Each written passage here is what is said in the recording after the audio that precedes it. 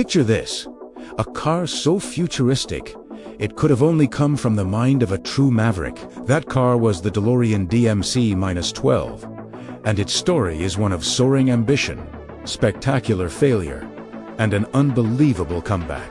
Our story starts with John Z. DeLorean, a rockstar executive at General Motors. This was the guy who gave us the legendary Pontiac GTO, the original muscle car. But DeLorean was a rebel, and he dreamed bigger. He wanted to build his own car company, one that would create an ethical sports car safe, long-lasting, and unlike anything else on the road. So, in 1975, he broke away from the corporate giant and founded the DeLorean Motor Company. The vision was clear: build the car of the future. He enlisted the legendary Italian designer Giorgetto, the same artist behind icons like the Lotus Esprit and the original Volkswagen Golf.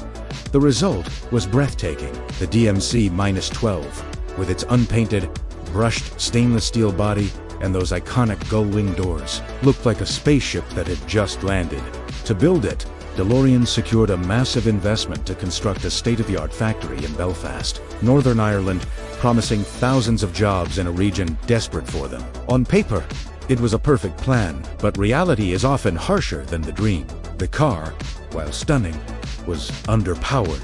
The Peugeot Volvo V6 engine just couldn't deliver the performance its looks promised. Production was plagued by delays and quality control issues. The price tag, originally intended to be around $12,000, ballooned to over $25,000, placing it in a tough market against established players like Porsche and Corvette. On top of that, a severe economic recession hit, and expensive sports cars were the first thing people stopped buying. The company was bleeding cash, and John DeLorean was getting desperate. Then, in October 1982, the unthinkable happened. DeLorean was arrested in a dramatic FBI sting operation, accused of trafficking cocaine to save his failing company.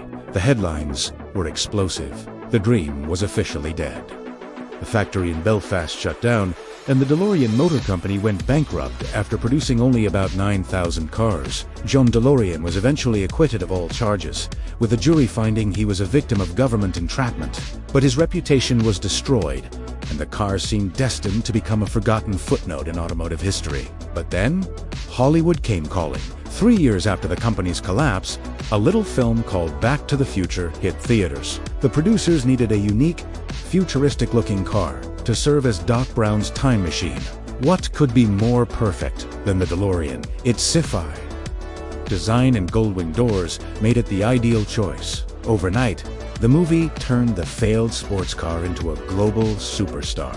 The DeLorean wasn't just a car anymore. It was the time machine, a symbol of adventure, nostalgia, and the endless possibilities of the future. It became one of the most recognizable cars in the world, a pop culture icon beloved by millions. Today, the spirit of the DeLorean lives on. A new Texas-based company, which acquired the rights and remaining parts, is bringing the name back.